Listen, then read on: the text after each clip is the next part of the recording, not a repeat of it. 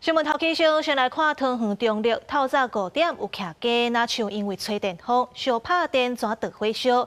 因为这3楼是铁厝搁塌起嚟的，有5个人掉伫咧内底不幸死亡。那其中有4个囡仔，本地是拜一都被开学啊。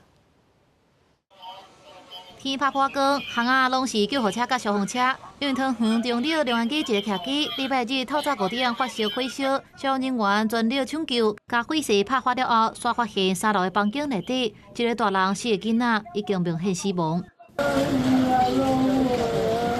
根据了解，第2楼的姓叶的阿公甲阿嬷发现厝内着火，就马上走出去。不过因的3楼是搭铁厝的，第3楼的35岁姓黄的新妇，佮有一对9岁、10岁的囡仔，和亲情2位囡仔拢未赴走出来，不幸过身。出勤32辆消防车及71人员抢救，到现场为3楼铁皮加盖建筑物，那火势已全面燃烧。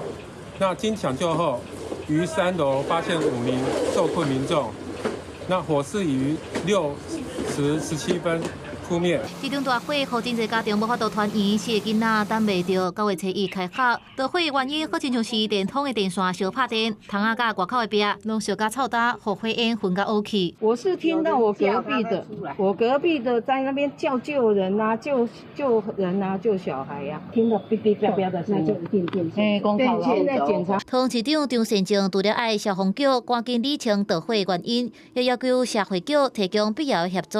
另外，教育局也协助学校对过身的囡仔读家班级进行辅导，希望相关的单位陪家属渡过难关。公视新闻采访报道。